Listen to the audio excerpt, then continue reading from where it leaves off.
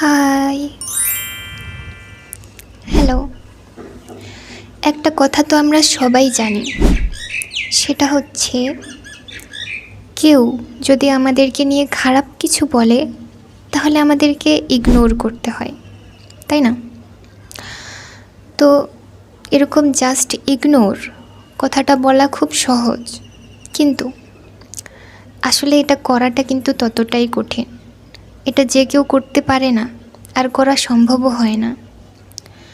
কিন্তু যারা করতে পারে তাদের জীবনটা অনেক সহজ হয়ে যায়, এটা সত্যি। তো আমাদের প্রত্যেকেরই শেখা উচিত যে কিভাবে ইগনোর করতে হবে আসলে এই বিষয়গুলো বা মানুষগুলোকে যারা আমাদেরকে ইরিটেট করে। প্রথমত, এমন মানুষদের থেকে সবসময় দূরত্ব বজায় রেখে চলবেন যারা আসলে আপনাকে ভ্যালু দেয় না, মানে আপনাকে সবসময় প্যারা দেয়, উল্টাপাল্টা কথা বলে, যার কথার কোনো মাথা মুন্ডু নেই।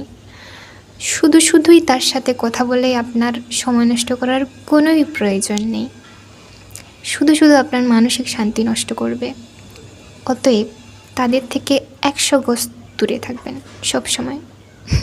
নাম্বার 2, আপনি কোনো একটা ভালো কাজ করতে যাচ্ছেন, আপনি জানেন যে সেটা ভালো আর আপনার করা উচিত, কিন্তু কেউ আপনাকে সাপোর্ট করছে না, তখন আপনি কি করবেন? Just ignore everybody. সবাইকে ইগনোর করে আপনি কাজটা শুরু করে দিন। তারপরে সেই কাজে সাকসেসফুল হয়ে দেখিয়ে দিন যে আপনি আসলে ভুল করেননি। তারপরে দেখবেন তারাই এসে আপনার প্রশংসা করবে। নাম্বার 3, এমন কোনো মানুষকে কখনো বোঝাতে যাবেন না কোনো কিছু যে আসলে বুঝতেই চায় না, কিংবা সেই বিষয়ে তার কোনো নলেজ নেই বা সে বুঝবে না। তাকে বোঝাতে গেলে আপনার শুধুই সময় নষ্ট হবে, এনার্জি নষ্ট হবে, আবার সে বুঝবেও না। অতএব ইগনোর, তাকে ভুল বুঝতে দিন, পরে নিজে থেকেই ঠিক হয়ে যাবে। এমন একটা স্টোরি শেয়ার করি আপনার সাথে। আমি যখন ক্লাস 9-এ কি 10-এ না, ক্লাস 9-এই ছিলাম, তখন আমার এক বান্ধবী, ওর সাথে আমার বেশ ভালোই ফ্রেন্ডশিপ ছিল। তো গেছিলাম সেদিন স্কুলে। তো স্যার হচ্ছে যে আমাদের পড়া দেওয়া ছিল, তো আমি প্রথম বেঞ্চে বসেছিলাম আর ও একটু পিছনের দিকে, মানে সেকেন্ড কি থার্ড বেঞ্চে ছিল সে। কিন্তু আমি দেখিনি তাকে, সেদিন আমার সাথে ওর দেখা হয়নি, কথাও হয়নি। তো স্যার সিরিয়ালি কোশ্চেন করা শুরু করলো। যারা পারবে তারা বসবে, যারা পারবে না তারা দাঁড়িয়ে থাকবে, দাঁড় করিয়ে রাখবে স্যার। তো আমার সিরিয়াল আসলো, আমাকে কয়েকটা কোশ্চেন করলো, আমি পেরে গেছি, মানে স্যার আমাকে বসতে দিল। তারপরে বসলাম। পরে সিরিয়াল পিছনে যেতে ওর কাছে যখন গেল, থার্ড বেঞ্চে মেবি ছিল, হ্যাঁ 30।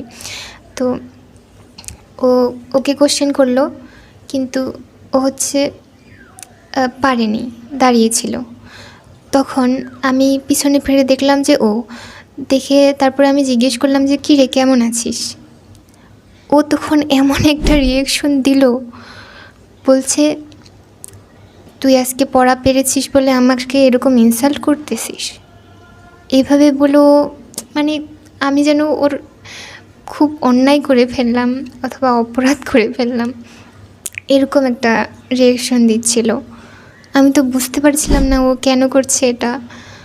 পরে আমি আর এক্সপ্লেন করিনি ওকে আসলে, যে আমি ওই সেন্সে বলিনি কথাটা।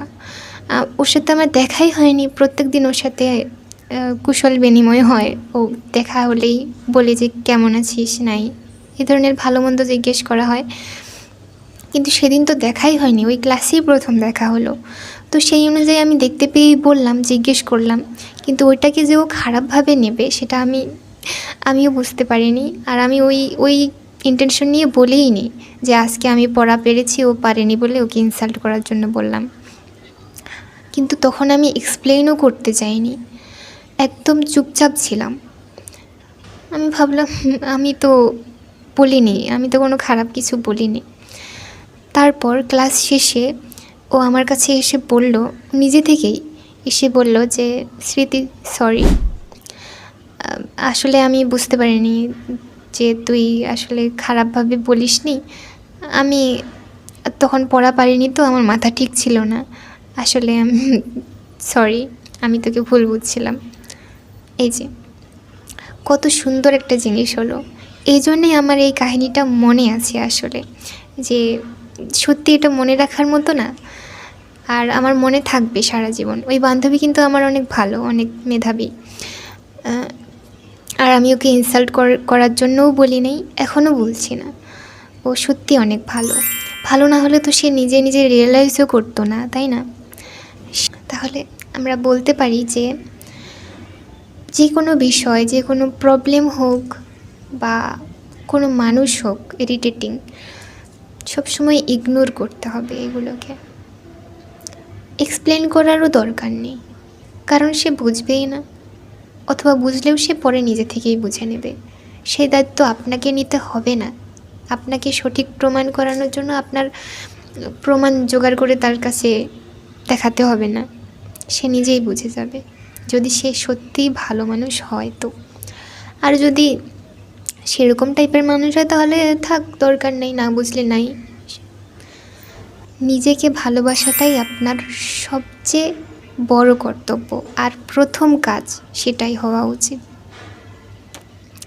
তাহলেই আপনি সুখী হতে পারবেন। অন্যের কথা বাদ দেন, অন্যের কথা টোটালি বাদ দেন। যার যার বিষয় সে নিজেই দেখে নেবে, আপনাকে এত প্যারা নেওয়ার দরকার নেই, ঠিক আছে? এভাবে ছোট বড় যাই হোক না কেন, এই বিষয়গুলোকে ইগনোর করার চেষ্টা করবেন, ঠিক আছে? যেমন আজকে প্রচণ্ড রোদ, আমি ছাদে এসেছি ভিডিও করার জন্য। এই রোদে গরমে আমি পুরো শেষ হয়ে যাচ্ছি, কিন্তু ইগনোর করছি আমি এইগুলো বিষয়কে। এগুলোর থেকেও বেশি ইম্পর্ট্যান্ট আমার কাছে মনে হচ্ছে ভিডিও করা। যেটাকে ইগনোর করতে হবে সেটাকে ইগনোর করতেই হবে। Okay, that's all for today. Thank you, tata, bye by.